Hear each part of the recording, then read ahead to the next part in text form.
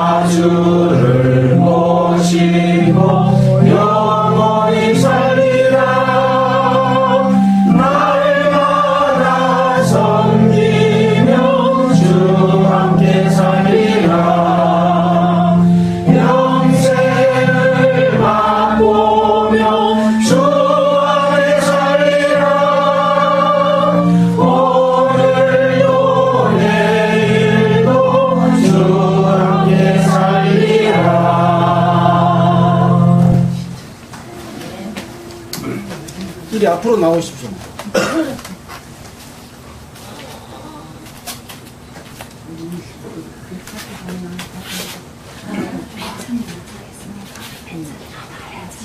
맨 처음에 이거 다치면 안 되고 천천히. 오장 전에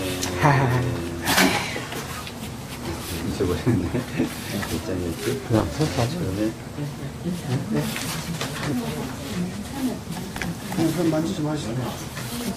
네, 다 같이 잠깐 기도드리겠습니다.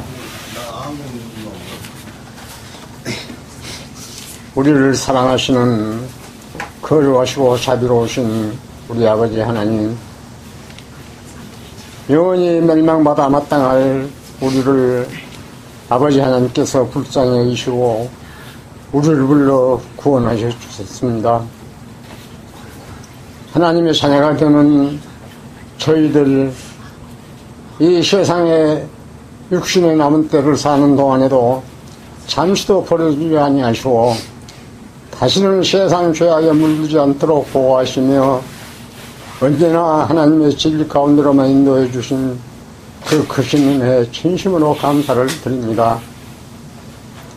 이번 3박 4일 기간에 이곳에서 하나님의 말씀을 공부하며 하나님께 영광 돌릴 수 있도록 인도해 주실 그 은혜를 진심으로 감사를 드립니다. 여러 지역에서 많은 형제자매님들 한 곳에 모여 말씀을 배우며 서로 구원받는 형제자매 서로 사랑하며 유일한 교제 나눌 수 있도록 도와주시는 은혜를 진심으로 감사를 드립니다. 오늘은 휴일입니다. 또한 수양의 마지막 날입니다. 끝마치고 각 형제자매님들의 귀한 길에도 주님 함께 하여 주시고 아무 어려움이 없이 귀가할 수 있도록 도와주시기를 원합니다. 이 시간 말씀을 배우는 시간에도 한 말씀도 헛되이 듣지 않고 각자 모든 영혼들이 한 말씀 한 말씀 마음판에 새겨들어서 주님을 섬기는데 조금도 부족함이 없이 주님 앞에 서는 그날까지 흠이 없게 보존되기를 간절히 바라고 원합니다. 아버지 하나님, 오늘 하루 모든 시간을 함께 해주시기만을 원합니다. 언제나 우리를 사랑하시는 거룩하신 예수님 이름 받들어 기도 올리옵나이다. 아멘.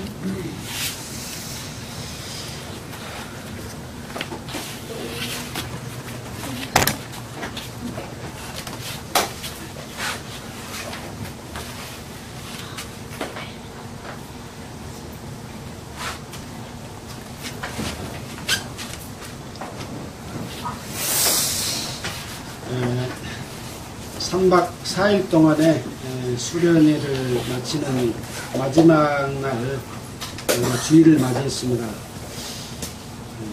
함께 이렇게 예배 드릴 수 있는 그런 시간을 갖게 돼서 너무나 주님께 영광이고 또 여러분에게 감사하는 그런 마음이 있습니다. 저희들이 그동안에 계속해서 성경 공부를 쭉 해왔습니다. 말라기에서부터 마태복음, 그 다음에 사도행전, 갈라디아서, 야고보서, 데살로니가 전후서, 지금 고린도 전서 7장까지 했습니다. 그래서 오늘 8장 할 차례거든요. 그래서 일주일에 한 장씩을 하는데 이 공부하는 가운데서 저희들이 굉장히 큰 힘을 얻고 있어서 오늘 주일이어서 수련의 마지막 날이지만은 함께 공부할 수 있는 그런 시간을 가져보면 좋겠다 이렇게 생각을 했습니다. 저보다도 신앙도 깊으신 분도 많고 정말 몸으로 실천하시는 그런 분들이 많이 계십니다. 제가 이렇게 말씀을 드리게 된 것을 좀 송구스러운 마음을 갖고 있습니다. 그러나 언제나 한 사람이 말하는 것은 아니라고 생각되기 때문에 언제든지 말씀하실 분이 있으면 이렇게 교류하면서 또 이렇게 말할 수 있는 그렇게 되는 것이 어떤 한 사람이 그 말씀의 중심이 되는 것은 바람직하지 못하다고 생각하기 때문에 그런 기도와 그런 교제의 폭을 넓혀가기를 항상 생각하고 있습니다. 그런 일들이 보다 폭넓게 더 크게 주님의 합당한 뜻 가운데서 이루어지기를 기도하겠습니다. 그러면 오늘 고린도전서 8장의 내용을 함께 읽고 그 속에서 하나님 아버지의 뜻이 무엇인지를 우리가 정확하게 좀 함께 생각해 볼 수 있는 그런 시간을 갖도록 하겠습니다. 제가 첫 절을 먼저 읽으면 그 다음 절을 여러분이 읽으시는 것으로 해서 6절까지 읽겠습니다.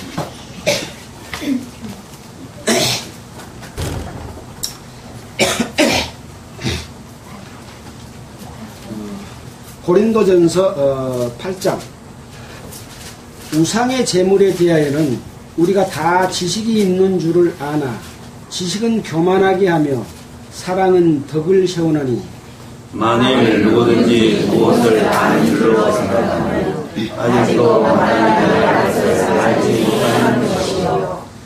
또 누구든지 하나님을 사랑하면 이 사람은 하나님의 아신 바 되었느니라. 그러므로 우상의 재물을 물리게 하여 우리가 우상은 세상에 아무것도 아니며 또한 하나님은 한 가까이 없는 줄 알아.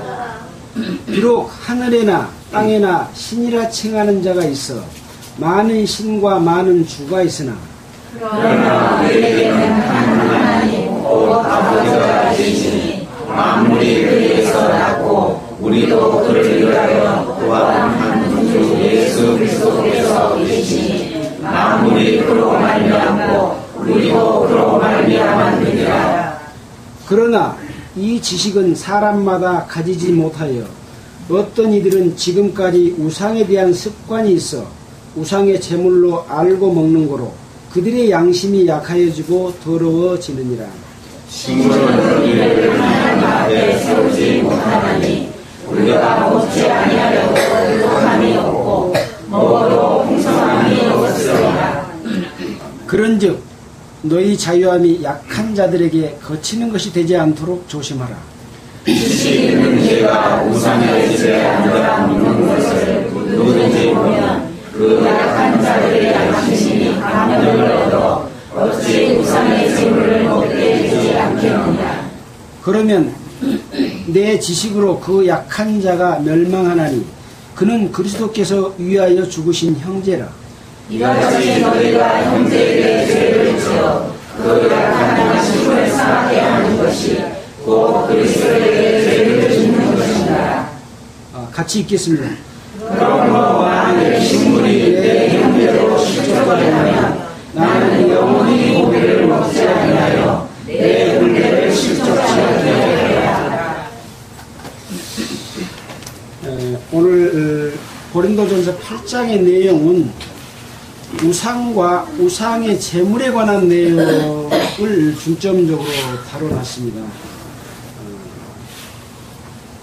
지금 고린도 전서에 편지가 보내지고 있는 이 상황은 그동안의 말씀을 들어서 아시겠지만 바울의 전도하는 일행이 고린도의 복음을 전해놓고 이 복음을 전할 때는 사도행전 18장에 있는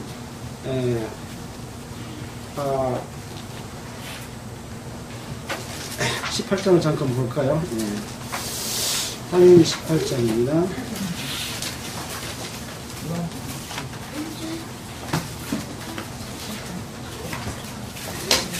이 사도행전 18장에서 복음이 전해지는데 그 이전에 데살로니카에서 복음을 전했고 그 복음이 전해짐으로 말미암아 사단이 속에서 역사하는 유대인들로 말미암아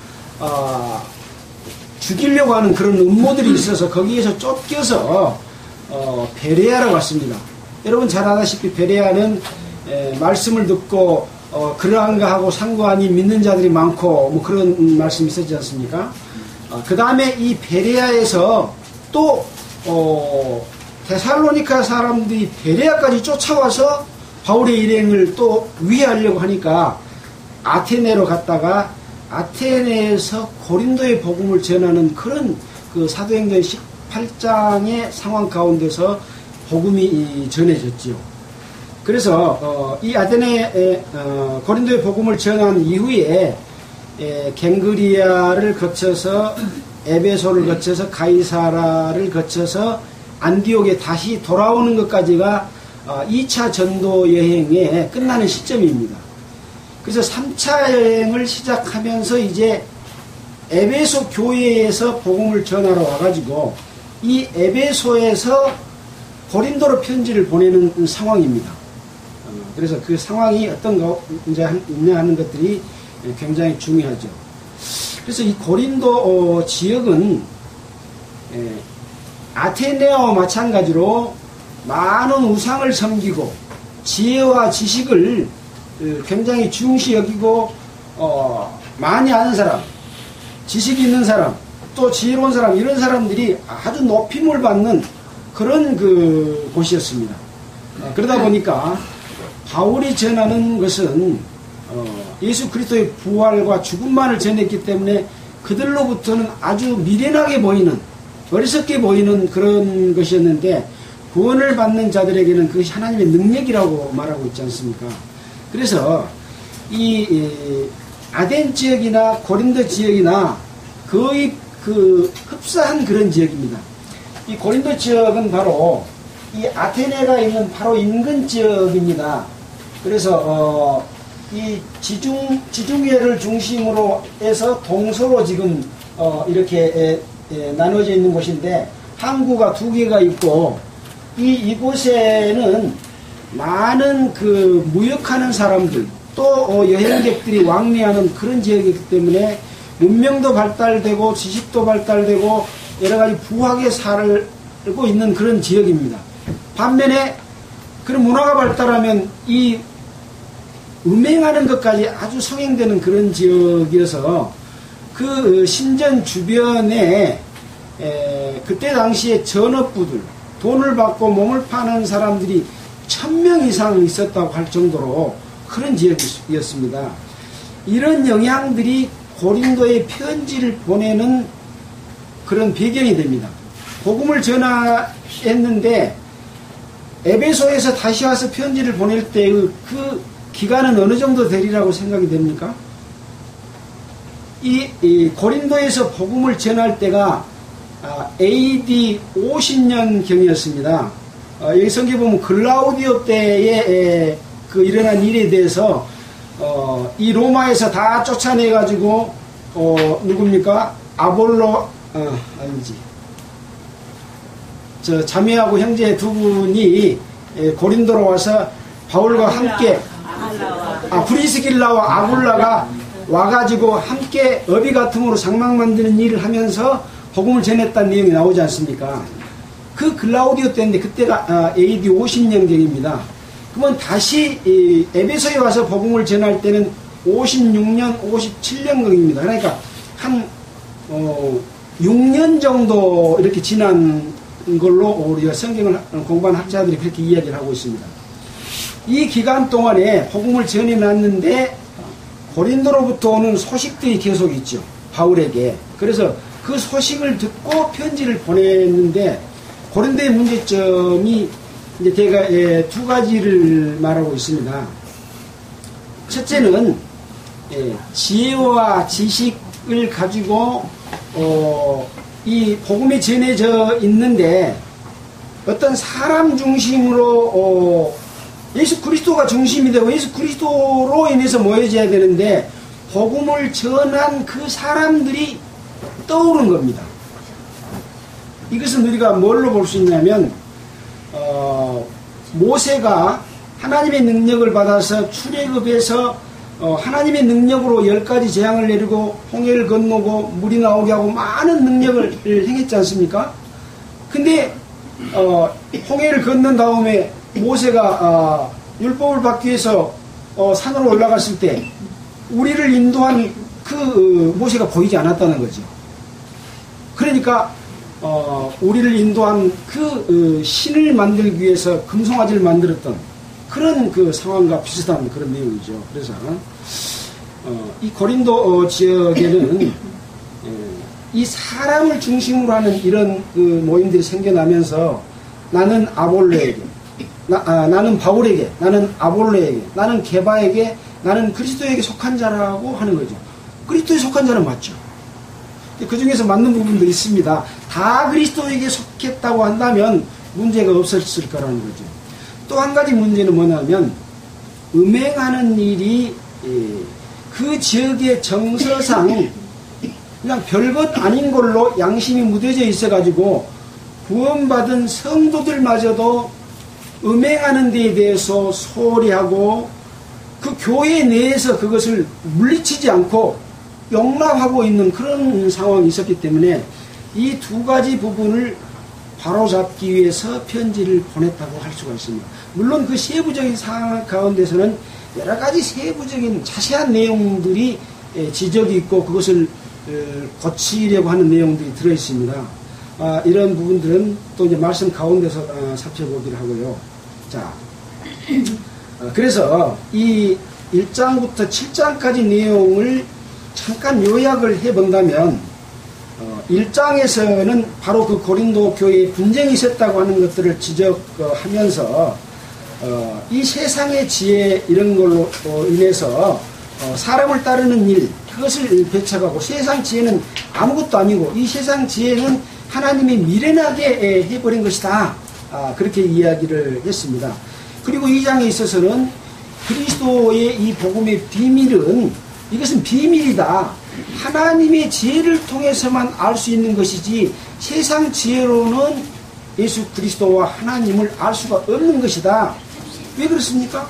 그 지역에 지식과 지혜와 철학 이런 사람들이 존중받는 분위기 가운데서 예수 믿는 이후에도 그런 어떤 지식적인 걸로 많이 사람을 쫓아 따르게 됐다는 거죠. 그거는 그냥 그 복음을 잘 전하지 못하고 그런 것이 아니고 정말 잘 전하고 복음 가운데서 사는 사람들이 추대받았습니다. 얼른 말하자면 아볼로는 누굽니까? 복음을 깨닫기 전부터 이 사람은 예수 그리스도를 가르쳤던 사람인데 모세의 율법만 알고 예수 그리스도의 피를 몰랐습니다. 근데 예수 그리스도를 전파하고 있었습니다. 근데 아굴라와 브리스길라가 이 아볼로를 데려다가 말씀을 전함으로 말미암아 예수 그리스도라는 것을 알고 바로 그 길로 복음을 전했던, 어떻게 말하면 준비되어 있던 사람이죠. 그렇게 지식과 학문과 성경에 능한 자였습니다. 뭐 개반은 말할 것도 없죠.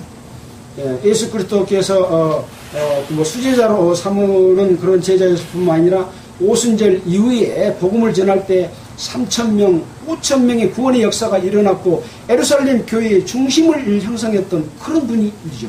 존경받을 만하죠. 그러나 사람이 존경받는 것에 대해서 문제가 생긴다는 것을 얘기합니다. 바울은 어떻습니까? 바울은 자기가 복음을 전해놓은 그 지역에 이런 형태로 가는 것을 보고 먼저 자기 자신의 잘못이 없는가? 왜 사람들이 그리스도를 따르지 않고 나를 따르는가 하고 반성하는 걸로 말해놓고 있습니다. 그러면서 내가 할 일을 누구누구에게 밖에 주지 아니한 것을 다행으로 생각한다. 왜? 할 일을 많이 줘놓고 그 사람들이 할 일 받고 자기를 구원해주고 했으면 자기를 따르게 된다는 거죠. 그것을 철저하게 먼저 반성하면서 사람을 따르지 말라라고 하는 그런 교훈을 줬습니다. 자, 3장에서는 아직도 너희가 그런 형태를 하고 있는 것을 본다면 아직도 너희가 육신에 속한 자다, 어린아이다 라고 말하면서 너희가 사람이 아니리요? 그럼 사람이 아니리요? 그러면 뭡니까? 사람이 아니면 뭡니까? 신이라는 거죠. 하나님이라는 거예요. 너희들이 거듭나서 하나님의 몸에 예수 그리스도의 몸에 참여했고 너희가 바로 신인데 왜 사람의 행세를 아직도 하고 있고 사람을 쫓고 있느냐? 엄청난 말을 했죠. 여러분들 신으로 살고 계십니까? 아직도 사람을 쫓지는 않습니까? 너무나 많은 그리스도인들이 사람을 따라 행하고 있다는 것을 이 고린도 교회에서 철저하게 말해주고 있는 겁니다. 고린도 상황이 아니죠. 지금 우리의 상황이지요. 따지고 보면 같습니다. 자, 그래서 그렇게 행하고 사는 것에 대해서 주님이 오실 때 공력이 나타날 터인데 금이나 음이나 보석이나 나무나 풀이나 집으로 이렇게 자기 공력을 쌓은 자 중에서 불로 나타날 텐데 불로 나타나면 무엇이 다 타버리겠습니까? 나무나 풀이나 집은 불타고 없겠죠. 남아있는 것은 금이나 음이나 보석인데 이것은 예수 그리스도 하나님의 진정한 값어치 그것을 이야기하고 있습니다. 예. 그래서 성경에 보면 진주를 돼지에게 던지지 말라 그런 말씀이 있지 않습니까? 이것은 바로 예수 그리스도 하나님의 것 외의 것으로 어떤 것을 쌓고 따르고 거기에 모여서 그 힘을 보태서 일을 하고 하는 것들은 전부 불타서 없어질 것이다. 아멘. 그것은 상이 아니다라고 말씀해 주시고 계시죠. 그래서 이제 4장에서는 그렇게 팔을 구분해 놓고 있으면서 복음을 전해준 바울까지 판단을 했습니다.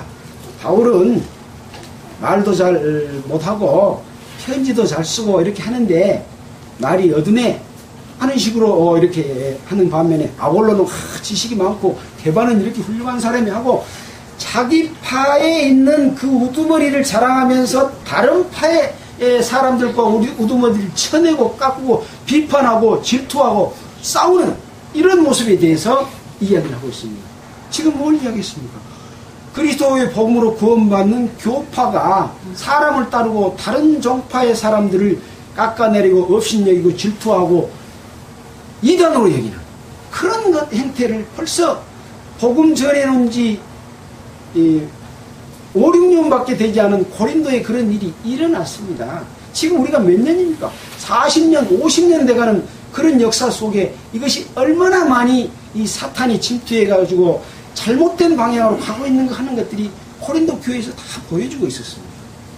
자, 그 다음에 이제 5장으로 가서는 음행에 대해서 지적을 하고 있습니다. 뭐 말할 것도 없죠. 근데 왜 이런 음행하고 잘못된 것들에 대해서 교회에서 그것을 판단하고 제재하지 않고 그것을 용납하느냐? 지금 잘못된 사람을 교회 내에서 판단하고 징계하고 다스리면 교회에 몇 명 남겠습니까? 몇 명 안 남겠죠. 그럼 정파가 교세가 어떻게 됩니까? 자기들밖에 안 남을 거예요. 네. 이거 굉장한 의미가 있는 겁니다. 그리스도 안에, 교회 안에서는 어떤 잘못도 하나도 용납을 안 하십니다. 그러나 그렇게 살지 못한 것에 대해서 바르게 교훈하고 책망하고 사랑으로 권면하고 이런 그 다스림이 교회 속에 있어야 되는데 그들은 그것에 바쁜 것이 아니라 이 많은 교세를 형성해서 누리고 배부르고 왕노릇하고 있었다는 거죠. 그러면서 4장에서는 너희가 참으로 왕노릇하기를 원한다 라는 말로 지적을 합니다. 왜 그렇습니까? 너희 지금 교파를 만들어 놓고 그 유명했던 사람 이름 걸어놓고 실은 그 사람이 지금 다스리고 있는 거 아니라 그 밑에서 두몽돌이 한 사람이 지금 다스리고 있거든요. 이게 교회에 지금 변질된 이 교세를 가지고 있는 종교 지도자, 교주들의 행태입니다. 그러면서 규모 없이 행하는 거예요. 자기는 선 하나 까딱 하지 않고 다 걷어들이는 것인데 그게 토색하고 사기하고 하는 건데 토색의 의미를 지난번에 말씀드린 적 있죠. 토색이 뭐냐? 금품을 억지로 달라고 조름. 차라리 강도로 가서 뺏어 불면 강도라고 해가지고 금방 들통이 날 건데 억지로 졸라서 그걸 뜯어내가지고 자기들은 배부르고 부유하고 왕노릇이 어떤 노릇입니까? 자기 말 안 들으면 가차없이 죽이고 자기 반대 세력은 쳐내고 그 다음에 모든 것을 뺏어서 왕자를 만들고 다스리고 누리고 잘 먹고 잘 사는 거 아니겠습니까? 근데 바울은 그것을 너희들이 진짜 왕노릇 하기를 원한다 하면서 그건 가짜다 라고 이야기를 합니다. 그러면서 진짜의 삶은 무엇이고 가짜의 삶은 무엇이냐고 하는 것들을 아주 15가지를 들어서 비교를 했던 내용이 있습니다. 그거 뭐냐? 우리는 네 말에 처해 있다. 끄트리에 처해서 있는지 없는지 모를 정도로 그런 미천한 상태에 있는데 너희들은 어떤 스스로 누가 너희를 구별했느냐 하고 종기에 처해 있는 그런 입장이고 높은 자리를 차지하고 있다. 우리는 이 복음을 전하면서 미련하게 보이고 또 로마의 어떤 속박 가운데 있으면서 죽임을 당하고 짐승들에게 싸움을 붙여서 그런 고난과 핍박을 당하고 있는데 우리는 구경거리가 되고 있는데 너희는 자랑거리가 되고 있다. 또 우리는 미련한데 너희는 지금 지혜롭다고 말하고 있다. 우리는 약한데 너희들은 강하고 우리는 비천한데 너희들은 종기에 처해 있다.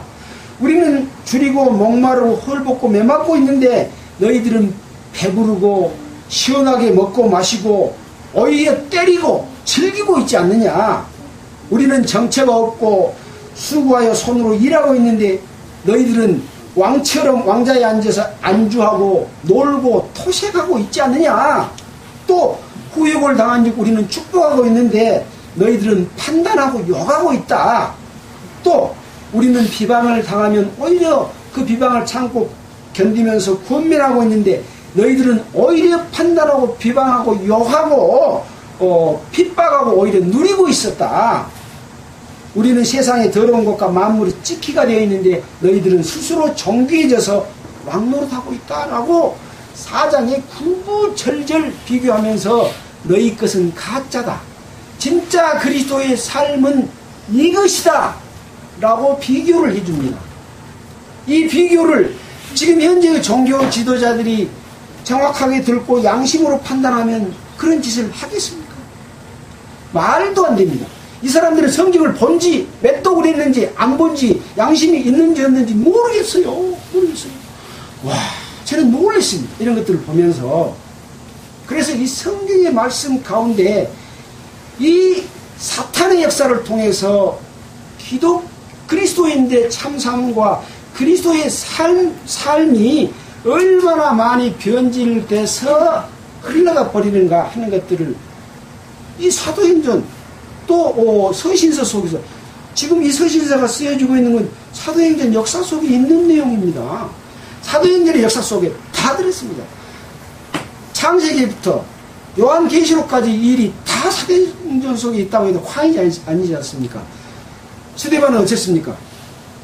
자기가 예수 그리스도를 증거함으로 말미암아 붙잡혀서 네가 그게 사실이냐고 말했을 때 창세기부터 이스라엘 백성의 역사를 통해서 쫙 증거하면서 너희들이 죽인 바로 예수가 메시아다 하고 전했을 때 소리를 지르면서 돌로 쳐서 죽였지 않습니까? 그런 것처럼 이 사도행전의 역사 속에는 낱낱이 교훈받을 것이 다 들어있습니다. 근데 뭔 학문 해놓고 뭐 공부 좀 하고 뭐 또 하고 한다 해갖고 그거 대단한 걸 내서 나는 이렇게 알고 있는데 하고 하는 것들이 무슨 의미가 있겠습니까? 이거 읽어보면 다 성령이 깨우쳐 주시고 그 속에서 우리 갈 길과 우리 마음에 그 성령의 역사로서 아주 부드러운 마음과 사랑하는 마음과 어떤 고난도 이길 수 있는 것들을 다 주시더라는 거예요. 저도 그렇게 못 살다가 이것을 보면서 그 마음속에 그런 것들을 주시고 그것이 변치 않고 이어지는 것을 보고 참으로 저는 주님께 감사를 하고 있습니다. 다른 데서 우리 찾지 맙시다. 다른 데서 찾지 맙시다. 예. 자, 소두가 너무 길어져 버렸습니다. 예. 자, 생략하고 8장으로 보겠습니다. 예, 다 드렸던 말씀이지만 처음 또 들으신 분도 계실 것 같아서 아주 요약을 했습니다. 한번 읽어보시면서 그런 것들을 좀 느끼시고 정말 성령의 인도하심 가운데 능력으로 나타나는 것을 체험하셨으면 좋겠습니다. 자, 8장입니다. 8장 1절입니다. 우상의 제물에 대하여는 우리가 다 지식이 있는 줄을 아나 지식은 교만하게 하며 사랑은 덕을 세우나니. 지금 우상에 대해서 이야기를 하고 있습니다. 여기 이제 우상의 제물을 이야기하고 있는데 우상의 제물에 대해서는 우리가 다 지식이 있는 줄을 안다. 지금 고린도 교회에 편지를 보내면서 여기서 우리라고 하는 것은 고린도 교회에 있는 성도들과 각 처에서 주 예수 이름을 부르는 자입니다. 고린도 교회 편지는 고린도 교인들에게만 준 것이 아니었습니다. 각 처에서 예수 그리스도 이름을 부르는 자들에게도 함께 볼 수 있도록 하는, 계속 그때는 편지를 돌려가면서 이렇게 해서 받지 않습니까? 그런 상황 가운데 우리라고 하는 것은 그들과 여기 바울 자기 자신도 들어가는 거죠. 그래서 이 우상의 제물을 먹는 것은 어디가 나옵니까? 사도행전에서 예루살렘 교회에 예루살렘의 회의가 일어날 때가 있었죠. 뭐 잠깐 보고 넘어가죠. 사도행전 15장을 보겠습니다. 사도행전 15장.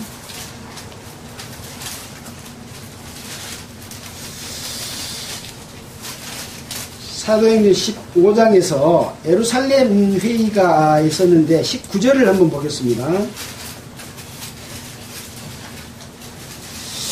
이 예루살렘 회의를 붙였던 그 중요한 내용은 이 우상 때문에 우상의 제물을 먹는 것 때문에 있었던 것은 아니고 어떤 사람들이 유대로부터 내려와서 형제들을 가르치는데 너희가 모세의 법대로 할례를 받지 아니하면 능히 구원을 얻지 못한다.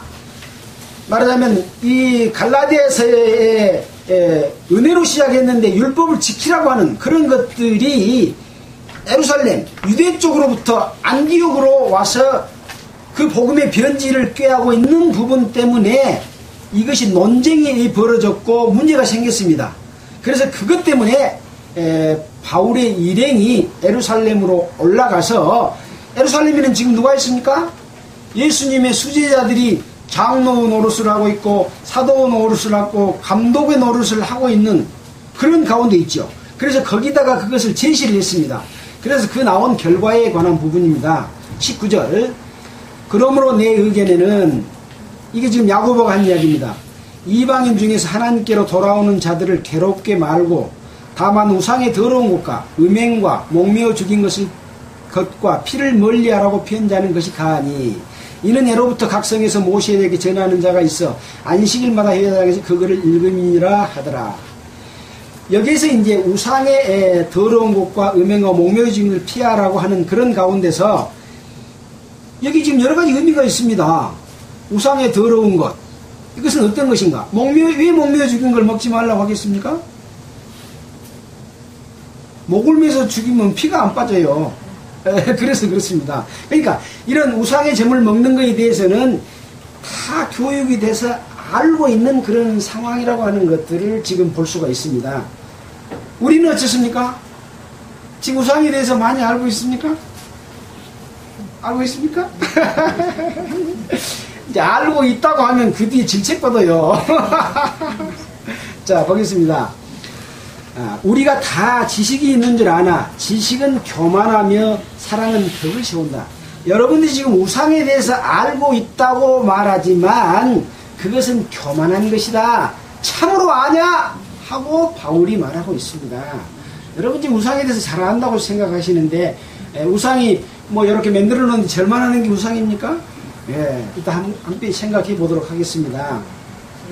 자, 사랑은 덕을 세운다.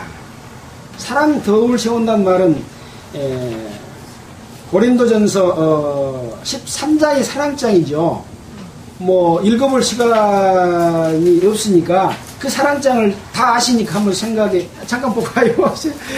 13장 잠깐 몇 절만 보겠습니다. 13장 4절 좀 혹시 다 말씀 못 드릴까 싶어서 빨리빨리 하는데 더 빨리 끝날지 다 갈지 저는 잘 모르겠더라고요. 항상 죄송합니다. 사랑은 오래 참고 사랑은 온유하며 투기하는 자가 되지 아니하며 사랑은 자랑하지 아니하며 교만하지 아니하며 무례히 행치 아니하며 이익을 구취하지 아니하며 성내지 아니하며 악한 것을 생각지 아니하며 불의를 기뻐하지 아니하며 진리와 함께 기뻐하고 모든 것을 참으며 모든 것을 믿으며 모든 것을 바라며 모든 것을 견디느니라. 이 사랑을 우리가 실천하고 있느냐? 우상의 제물에 대해서 안다고 말하지만 그것은 교만하게 하는 것일 뿐이고 여러분은 지금 사랑을 실천하고 있냐? 이 사랑을 실천하고 있으면 우상도 이미 다 알아버렸다는 얘기예요. 그렇지 않겠습니까? 네. 이 사랑 속에가 다 들어있다라고 말하는 의미가 거기 포함되어 있죠. 자, 2절입니다. 만일 누구든지 무엇을 아는 줄로 생각하면 아직도 마땅히 알 것을 알지 못하는 것이요. 마땅히 알 것을 알지 못하는 것이요. 자, 13장 9절을 한번 잠깐 보겠습니다. 13장 9절 그 뒤에니까요. 지금 우리가 성경을 뭐 맷독을 하고 맷독을 해서 성경을 많이 알고 있다고 생각을 하는데 그 알고 있는 것과 하나님이 우리에게 주시고자 하는 뜻을 다 알지 못하지요. 자, 13장 9절에 보면 우리가 부분적으로 알고 부분적으로 예언하니 온전한 것이 올 때는 부분적으로 하던 것이 피하리라. 온전한 것이 언제 옵니까? 지금은 우리가 주님의 사랑을 안다고 하고 또 우상에 대해서 안다고 하고 또 무엇에 대해서 안다고 하고 있지만 또 우리가 재림할 때 어떤 모습일까라고 막 상상도 하고 있지만 그것은 안다고 할지라도 일부분에 불과한 것이고 예수님이 오시면 모든 것이 온전하게 다 알아질 것이다 라고 말하죠. 이렇게 안다고 하지 말자. 그러면 바울 자기는 왜 이런 말을 해요? 안다고 하지 말자 그랬으면 자기도 입 딱 다물고 안 해야 되죠. 양면성이 있는 것 같지만요. 바울은 뭐라고 이야기했냐.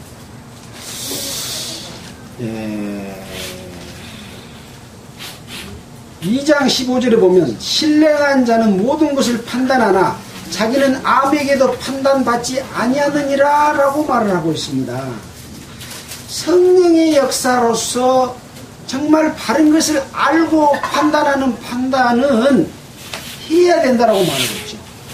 그래서 판단하지 말란 말이 너무나 많은데 그 말을 통해서 종교 지도자들이 그 말을 할 때 너가 우리를 판단해서는 안 돼. 형제가 형제를 판단해서 안 돼 하면서 잘못된 것을 교회 안에 잘못된 것도 판단 못하게 다 막아놨어요. 지금 판단하면 안 돼.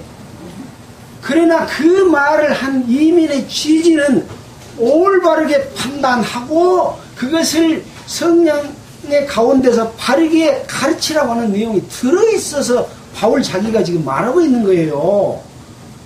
근데 마귀는 판단하지 말았으니까 판단하지 말어?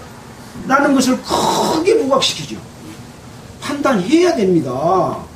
근데 그 판단이 참으로 성령의 인도함 가운데서 판단하는 거냐 아니냐는 자기 양심 가운데서 정말로 생각해보고 지금 성령의 역사를 이루고 있는 가운데서 사탄의 역사가 무엇이고 무엇이 문제인가를 보고 지적할 수 있어야 된다라고 하는 것이죠.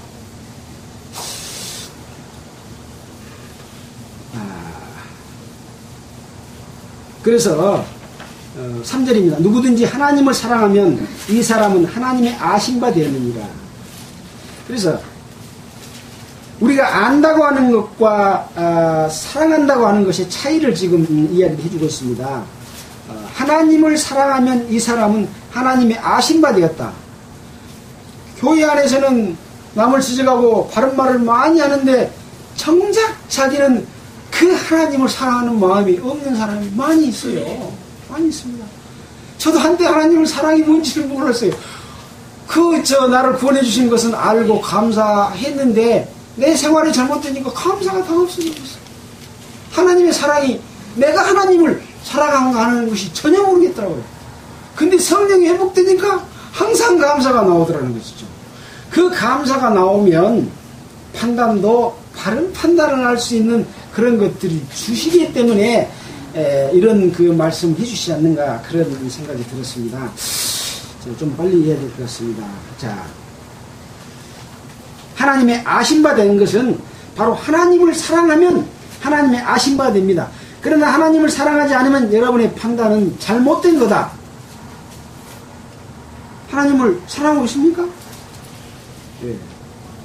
그러므로 우상의 재물을 먹는 일에 대하여는 우리가 우상은 세상에 아무것도 아니며 또한 하나님은 한 분밖에 없는 줄 아노라. 우상의 재물을 먹는 것에 대해서 우리가 우상은 세상에 아무것도 아니며 하나님은 한 분밖에 없는 줄 아노라. 우상의 재물을 먹고 그것을 먹고 먹지 마라 이런 그것이 중요하다는 이야기입니까? 중요하지 않다는 이야기입니까? 중요하지 않다는 이야기입니다. 우상이 아무것도 아닌데 우상의 재물을 먹는 것이 뭔 문제가 되겠어요? 우상이 아무것도 아닌데 하나님은 한 분밖에 안 계신다. 여러분은 누굽니까? 하나님의 것이고 여러분이 신이다. 내 신을 갖고 있는 사람이 그 우상 재물 먹고 뭐 이런 거 갖고 지금 어쩌고 저쩌고 하냐.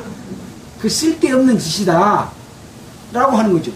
근데 왜 문제가 됐냐 하는 것은 뒤에 나옵니다. 왜 문제가 됐냐. 네, 자, 그 우상 섬기는 것에 대해서 왜 그러면 우상 섬기는 것을 그렇게 싫어하시고 문제를 삼으셨을까? 우리가 율법을 통해서 한번 봐야 되지 않겠습니까? 출애굽기 20장입니다. 출애굽기 20장.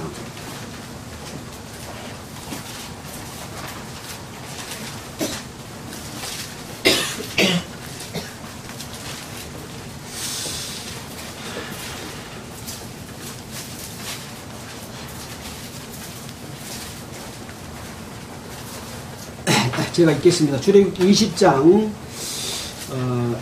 1절부터 읽겠습니다. 하나님이 모든 말씀으로 일러 가라사대 나는 너를 애굽 땅 종되었던 집에서 인도하여 낸 너희 하나님 여호와라. 내가 여러분들을 이스라엘 백성들을 애굽 땅에서 인도하여 낸 너희 하나님이다 라고 선포하면서 말하고 있죠. 네가 어떻게 지금 거기서 나왔냐? 내가 인도해 냈다. 그러므로 3절 너는 나 외에는 다른 신들을 내게 있게 말지니라. 하나님께서 아무것도 해주지도 않으면서 내가 하나님이다 그러면 이스라엘 백성들이 하나님을 모시고 섬기겠어요? 그런 능력과 기사와 이적을 통해서 인도해 낸 자가 바로 나다. 그러니까 너는 나 외에 다른 신을 섬기지 말라 라고 말하고 계시는 거죠. 자, 두 번째입니다. 4절입니다. 너를 위하여 새긴 우상을 만들지 말고 또 하늘 위에 있는 것이나 땅 아래에 있는 것이나 땅 아래 물속에 있는 것이 아무 형상이든지 만들지 말며 그것들에게 절하지 말며 그것들을 섬기지 말라. 나 여호와 너의 하나님은 질투하는 하나님인즉 나를 묘하는 자의 죄를 갚되 아비로부터 아들에게로 3대까지 이르게 하거니와 나를 사랑하고 내 계명을 지키는 자에게는 내가 1000배까지 은혜를 베푸느니라. 이 우상은 뭐냐? 다른 신들을 내게 있게 말지니라 하는 것하고 같은 연결선상에 있는 겁니다. 하나님 외에 다른 것을 만들어서 그것에 절하고 섬기는 것을 이야기하고 있죠. 결국은 다른 신을 섬기는 겁니다. 아무것도 아닌 이 물건에 절하는 것이 뭔 문제가 되겠습니까? 근데 이 물건을 다른 신으로 섬긴다는 거죠. 1절하고 2절하고 같죠? 틀린 거 아닙니다. 같은 겁니다. 네, 같은 겁니다. 자, 그 다음에 7절입니다. 너는 너희 하나님 여호와 이름을 망령되이 일컬지 마라.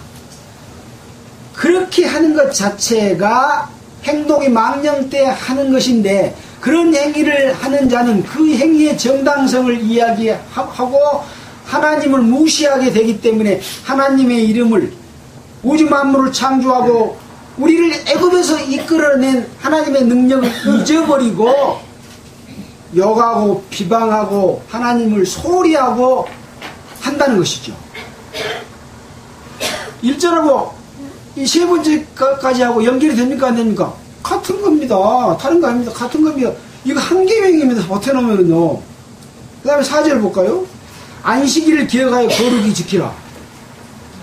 이 안식일은 읽지 않아도 여호와께서 우주 만물을 창조하시고 마지막 날에 안식일을 두고 그날은 쉬는 날입니다.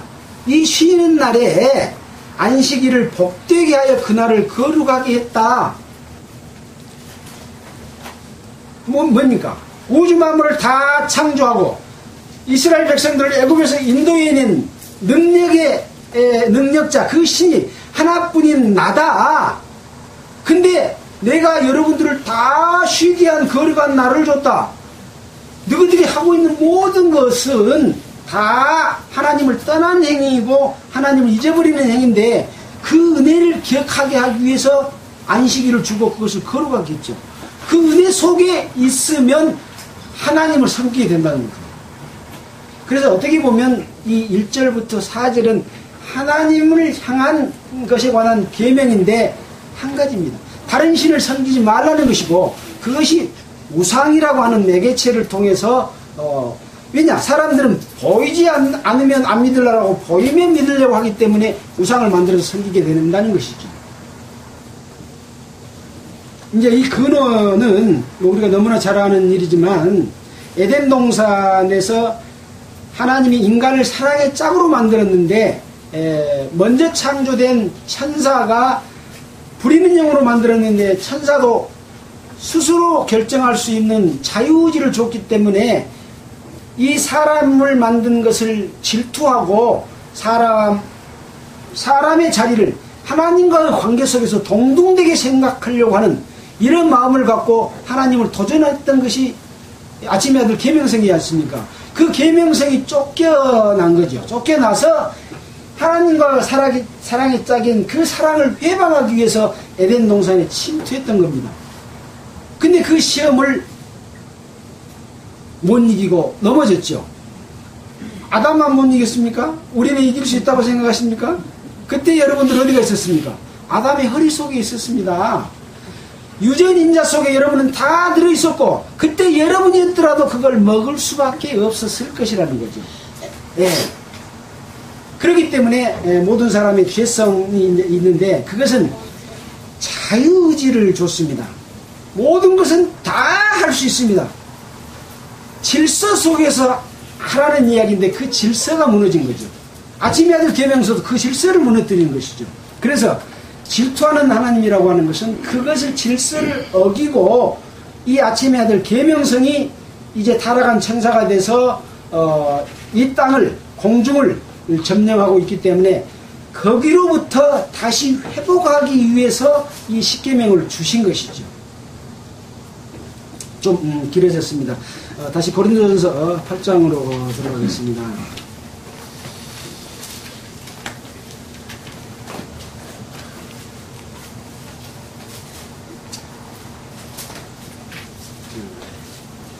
그래서 고린도전서 8장 4절에 우상은 아무것도 아니며 하나님은 한 분밖에 없는 줄 아노라. 하나님은 한 분밖에 없는 줄 알면 우상은 아무것도 아니죠.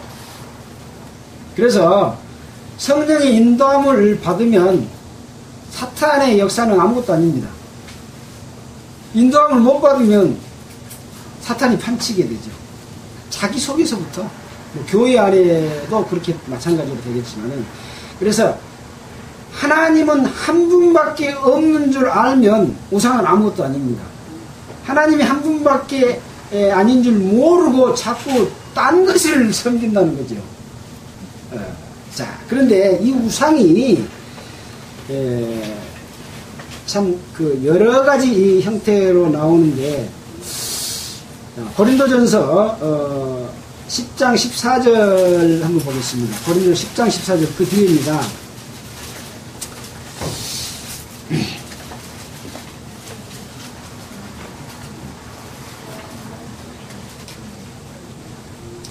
그런즉 내 사랑하는 자들아 우상 숭배하는 일을 피하라. 나는 지혜 있는 자들에게 말함과 같이 하노니 너희는 내 이르는 말을 스스로 판단하라. 우리가 축복하는 바 축복의 자는 그리스도의 피에 참여함이 아니며 우리가 떼는 떡은 그리스도의 몸에 참여함이 아니냐. 떡이 하나여 많은 우리가 한 몸이니 이는 우리가 다 한 떡에 참여함이라. 육신을 따라 나는 이스라엘을 보라. 재물을 먹는 자들이 제단에 참여하는 자들이 아니냐. 그런즉 내가 무엇을 말하느냐. 우상의 재물은 무엇이며 우상은 무엇이라 하느냐. 지금 여기 우상의 재물이 무엇인가에 대해서 말하고 있습니다. 대저 이방인의 제사하는 것은 귀신에게 하는 것이요. 이 귀신은 바로 아까 아침의 아들 계명성이 공승 권세를 잡았는데 이 아침의 아들 계명성은 군대장입니다. 자기 많은 부하들이 있어서 큰 그 천사의 때를 거느리고 지금 귀신들 밑에 부하들까지 풀어놨기 때문에 이게 많은 귀신들로 나타나 있는 거죠. 자, 재물을 먹는 자들은 제단에 참여하는 자들이 아니냐. 그래서 내가 무엇을 말하느냐. 우상의 재물은 무엇이며 우상은 무엇이라느냐. 대저 이방인이 제사하는 것은 귀신에게 하는 것이요 하나님께 제사하는 것이 아니니 나는 너희가 귀신과 교제하는 자 되기를 원치 아니하노라. 그래서 재물을 먹는 자들은 제단에 참여하는 것이다. 우리가 어제 만찬식을 했습니다. 이 만찬식은 주님의 몸과 피를 기념하고 그 의미를 깊이 새기기 위해서 참여했습니다. 우리는 그리스도의 몸에 참여를 한 그런 애식을 했습니다. 이것인데 귀신에게 제사 드리고 그 재물을 먹는 것은 그 애식 속에 참여한 것이 되기 때문에 먹지 말라고 하는 거죠. 그 음식이 문제가 있어서 먹지 말라는 것이 아니고 그 제사에 참여해서 먹지 말라는 것이죠. 어제 누가 말씀하셨죠. 제사를 드리고 음복하고 그것을 먹는 것은 그 귀신에게 예배드리는 제사 드리는 것에 내가 절하고 참여하는 것이기 때문에 먹지 말라고 이렇게 된 겁니다. 근데 이것이 처음에 그거 먹어도 된다라고 했다면 아무 문제가 없었겠죠. 근데 이 우상의 제물에 관해서는 먹지 말라고 하는 것들을 다 지식적으로 아까 알고 있다고 그랬죠. 알고 있기 때문에 문제가 되는데 그것은 어떤 문제냐. 이제 다시 돌아가겠습니다. 8장입니다.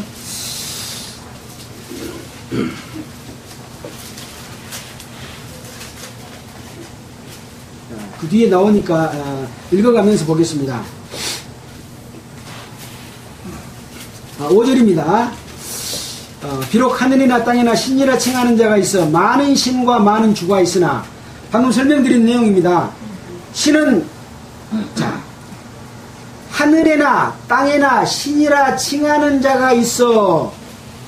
이 말은 지금 하늘이나 땅에나 신이라 칭하는 자가 있어 많은 신과 많은 주가 있으나 칭하는 자가 있어. 그 말은 신이라고 말입니까? 아니라고 말입니까? 아니란 말입니다. 진짜 신이 아니다. 그거 가짜다. 신은 신이라 칭하는 자가 있지만 그건 신이 아니다. 진짜 신은 하나님 나밖에 아니다. 그 의미가 많은 신과 많은 주가 있으나 신은 없다. 너희들이 섬기고 있는 것은 타락한 천사 지금 섬기고 있다. 그런 얘기죠. 따지고 보면 신이 없습니다. 실은. 근데 신이 아닌 것을 섬기고 있는데 그것을 여러분들이 신이라고 한다. 그 얘기죠. 많은 신과 주가 있어. 자, 그러나 많은 신과 주가 있다고 하자. 그러나 우리에게는 한 하나님 곧 아버지가 계시니 만물이 그에게서 났고 우리도 그를 위하며 또한 한 주 예수 그리스도께서 계시니 만물이 그로 말미암았고 우리도 그로 말미암았느니라. 우리에게는 한 하나님. 근데 그 하나님이 곧 누구라고요? 아버지. 지금 아들이 된 자들에게 말하고 있습니다. 한 분밖에 없는 신인데 그 신이 바로 하나님인데 그분이 바로 아버지다. 그렇게 이야기하고 있죠. 자, 그래서 그 밑에 이제 또 다시 말합니다. 만물이 그에게서 났고 만물이 하나님 만물이 아버지에게서 났고 우리도 아버지를 위하며 또한 한 주 예수 그리스도께서 계시니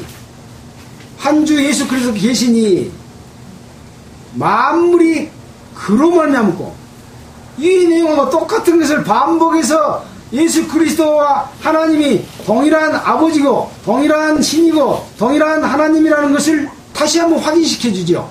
예. 만물이 예수로 말미암고 우리도 예수님으로 말미암았느니라. 통일시하면서 지금 여러분이 믿고 있는 그 예수에 대해서 다시 한번 확인시켜 주죠. 그러나 이 지식은 사람마다 가지지 못하여 어떤 이들은 지금까지 우상에 대한 습관이 있어 우상의 재물을 알고 먹는 것으로 그들의 양심이 약해지고 더러워지느니라. 이 만물을 창조한 그 하나님 그것을 여러분들이 알고 있지 않냐. 그분이 바로 우주 만물을 창조한 하나님이다. 이건 지금 사도행전 17장에서 바울이 이 아레오바고 광장에서 그 지혜와 지식이 많은 수도이고 철학자, 먼 철학자 이런 자들에게 앞에 서서 말할 때 말한 내용이 있지 않습니까? 그들에게 알려준 것이 바로 우주 만물을 창조한 신 하나님 아버지에 대해서 말했잖아요. 그 잠깐 보고 가면 이 아버지가 어떤 분인지를 더욱 만물이 그에게서 났다는 것을 더 밝히 보여줄 수 있지 않을까 싶습니다. 사도행전 17장 22절 보겠습니다. 사도행전 17장 22절. 17장 22절. 바울이 아레오바고 가운데 서서 말하되 아덴 사람들아 너희를 보니 범사에 종교성이 많도다.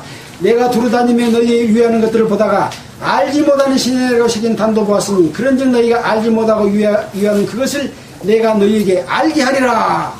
우주와 그 가운데 있는 만유를 지으신 신께서는 천지에 주시니 손으로 지은 전에 계시지 아니하시고 또 무엇이 부정한 것처럼 사람의 손으로 섬김을 받은 것이 아니니 이는 만민에게 생명과 호흡과 만물을 친히 주시는 자이심이라.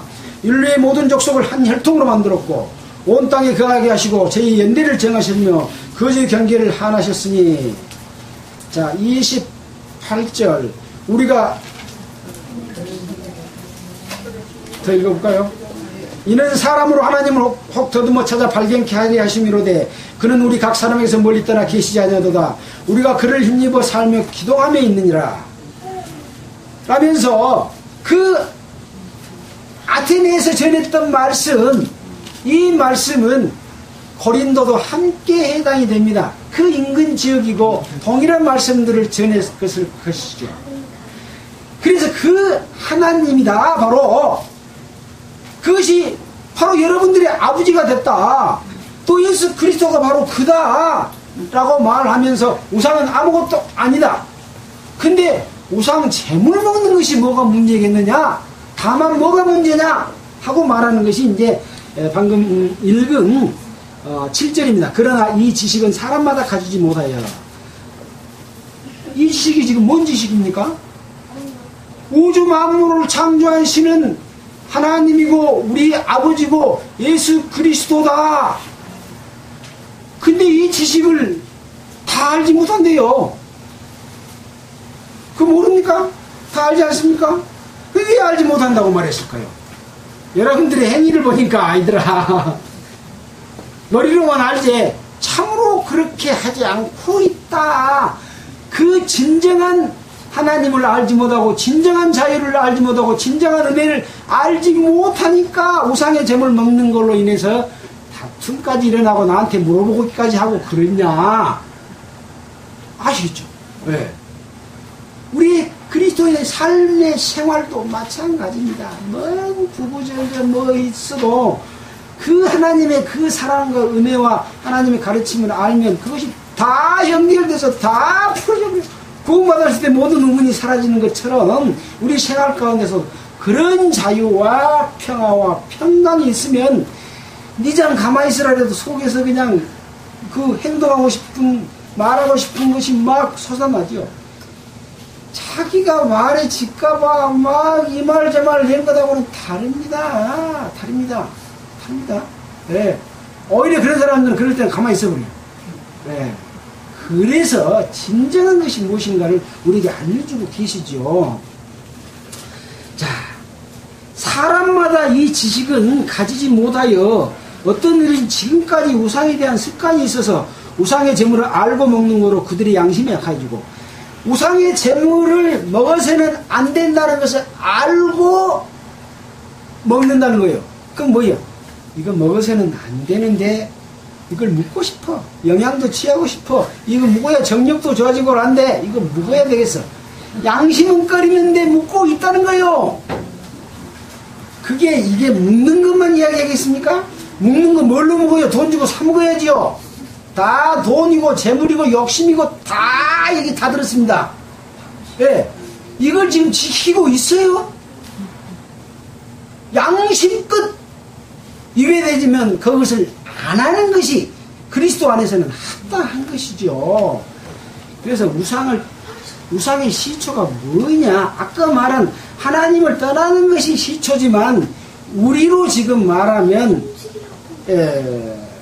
골로새서 3장 5절 한번 보겠습니다. 골로새서 3장 5절. 우상이 골로새서 3장 5절입니다.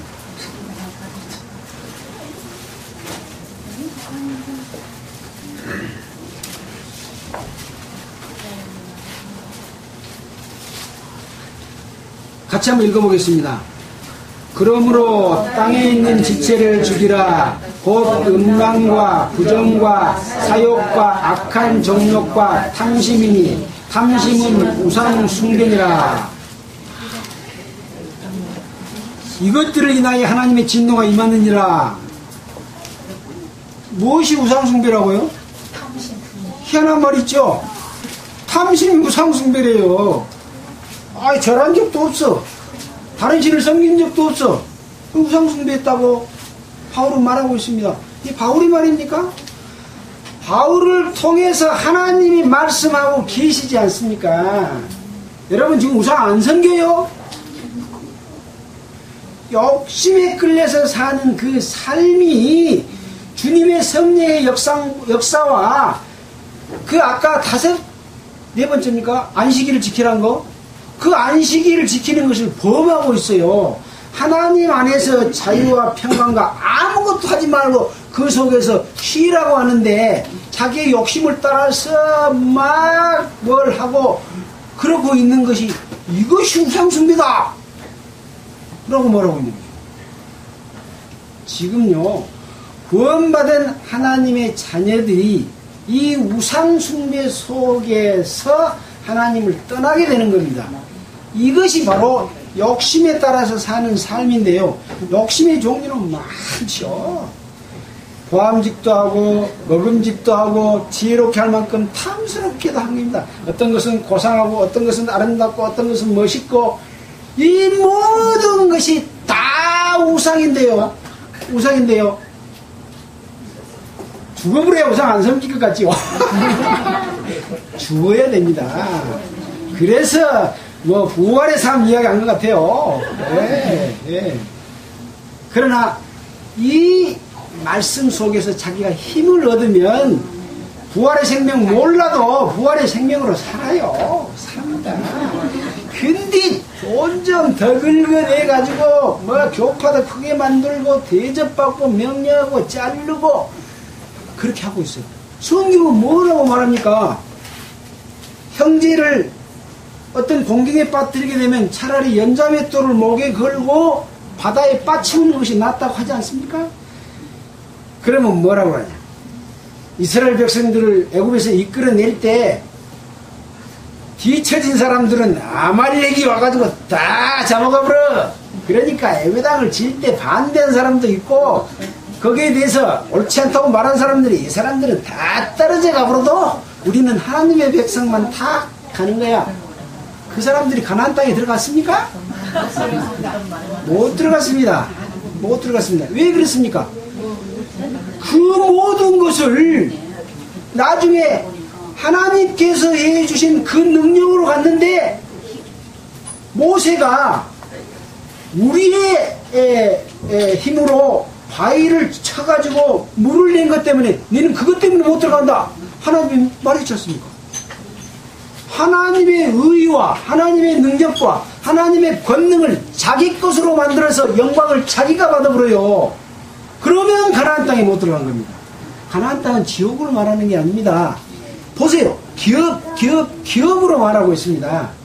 우리에게 줄 기업이고 상급을 이야기하고 있습니다. 빈 털터리로 가나안 땅에 들어가는 것을 이야기하고 있습니다. 지옥 간다는 이야기합니다. 모세가 지옥 갔다라면 난리 나죠. 네. 그러나 왜 그것을 모세를 통해서 보여주겠습니까? 모세만큼 그렇게 기사와 능력도 행하고 했습니까? 그래 놓고 뭔 대단한 것처럼 뻐기고 자랑하고 목이 이만큼 부숴가지고 그거 성경적으로 잘못된 건데요 라고 말하면 교만하게 저 밑에 저 교인이 제대로 살지도 못한 놈이 그런 말 한다고 뭐라 하죠? 그래 놓고 저거 조심해야 돼. 그래요. 이것이 바로 바울파, 아볼로파, 게바파 만들어 놓고 왕노릇하고 있는 구원 안 받은 종교 지도자를 말한 게 아니라 구원받고 하나님의 백성, 이 사람들이 지금 애굽에서 안 나온 사람들이에요. 애굽에서 나온 사람들의 삶을 통해서 그리스도의 삶을 보여주다고 자기들의 입으로 말했지 않습니까? 예. 죄송합니다. 자, 막 이제 가겠습니다. 그래서 양심에 꺼리낀데도 먹은다.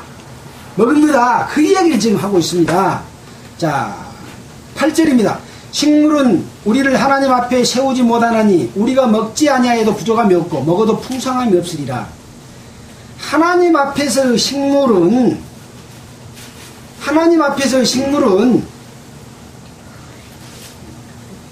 먹지 아니하여도 부족함이 없고 먹어도 풍성함이 없습니다. 사람 앞에서의 식물은 먹으면 배가 부르고 힘도 나요. 하나님 앞에서의 식물은 먹어도 배부르지 않아요. 풍성함도 없어요. 이걸 지금 이 식물은 육신의 식물이요. 하나님 앞의 식물은 육신의 식물이 하나님 앞의 식물입니까? 아닙니다. 말씀입니다.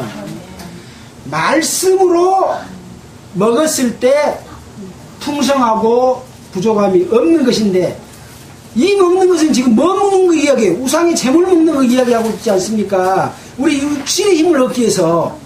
하나님의 양식은 예수님이 뭐라고 그랬습니까? 나는 다른 양식이 있다. 아버지의 일을 하는 것이 하나님의 양식이다. 그렇게 말했지 않습니까? 제가 정확하게 외우지 못하고 있습니다. 그렇게 말했습니다. 그러나 식물은 하나님 앞에서 세우지도 못하고 먹어도 차지 않는 것이죠. 풍성함이 없는 것입니다. 그런즉 너희 자유함이 약한 자들에게 거치는 것이 되지 않도록 조심하라. 근데 이 중에서 이 자유함을 갖고 있는 자들이 있었습니다. 근데 이 갖고 있는 사람들이 아직도 그것을 모르는 자들하고 묻고 있어요.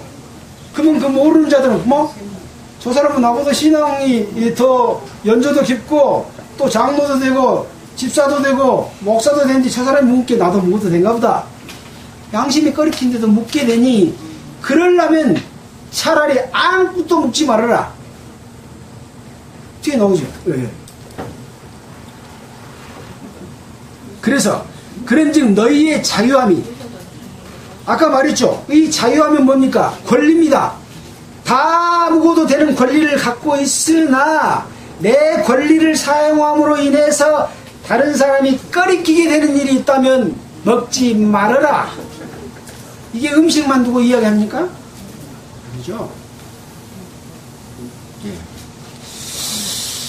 자, 약한 자들에게 거치는 것이 되지 않도록 조심하라.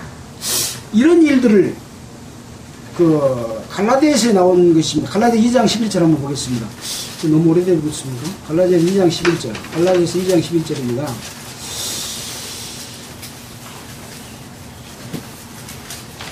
자, 제가 얼른 읽겠습니다. 게바가 안디옥에 이르렀을 때 책망할 일이 있기로 내가 저를 면책하였노라. 야고보에게서 온 어떤 이들이 이르기 전에 게바가 이방인과 함께 먹다가 저희가 오매 그가 할례자들을 두려워하였다나 물러가매 남은 유대인들도 저와 같이 외식함으로 바나바도 저희 외식에 유혹되느니라. 그러므로 나는 저희가 복음의 진리를 따라 바로 행치 아니함을 보고 모든 자 앞에서 게바에게 이르되 내가 유대인으로서 이방인을 쫓고 유대인답게 살지 아니하면서 어찌하여 억지로 이방인을 유대인답게 살게 하려 하려느냐. 지금 게바가 안디옥에서 바울이 안디옥에서 게바를 직접 얼굴을 대하고 책망한 일이 있었습니다. 바울하고 베드로하고 면전에서 책망할 말 그런 군번이 됩니까? 비교가 안 되죠. 12 제자 중에서 수제자였고 또 3,000명, 5,000명을 구원받게 만든 이 게바를 갖다가 바울이 책망을 했어요. 뭘 책망을 했냐? 이 야고보에게서 보낸 어떤 이들이 이르기 전에 게바가 이방인들 함께 먹고 있었어요.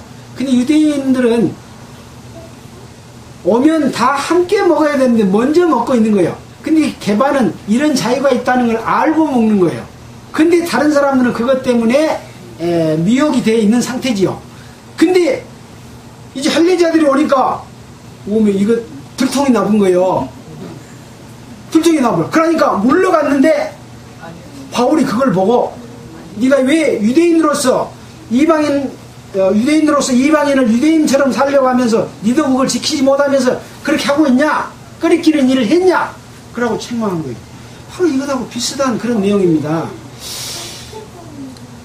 그래서 복음을 전하는 자, 앞서서 행하는 자, 감독들, 장로들 이런 사람들의 삶은 본을 보이는 삶을 통해서 다른 사람들에게 꺼리낌을 주지 않는 삶을 살아야 된다는 것이죠. 그렇게 살지 않는 것 때문에 하나님이 기분 나쁘면 그 사람 가운데서 역사를 합니까? 안 하는 거죠. 안 하면 어떻게 됩니까? 제사를 드려도 제사를 안 받아요. 토색한 것, 절름발이, 눈먼 것 이런 걸로 드리면 안 받지 않습니까? 근데 복음을 전했고 돈을 받아갖고 큰 집 지게 하면서 전부 빚지게 만들어 놓고 다스리고 통치하면서 하고 있는 그 사람들 가운데 얼마나 많은 사람들에게 상처와 꺼리낌을 주고 성도들을 떨어지게 만들고 양심 있는 사람들은 거기서 떨어져야 마치 붙어있으면 똑같은 사람이에요. 그것은 그렇게 되지 않습니까? 그런데 꺼리낌을 주는 것에 대해서 심지어 바울이 개발을 책망할 정도 상황까지 하는 거죠. 이것은 분명히 하나님께서 그것이 중요하기 때문에 그런 성령의 역사로서 책망했던 그런 일이라고 볼 수 있겠습니다. 자, 10절입니다. 지식 있는 내가 우상의 집에 앉아 먹는 것을 누구든지 보면 그 약한 자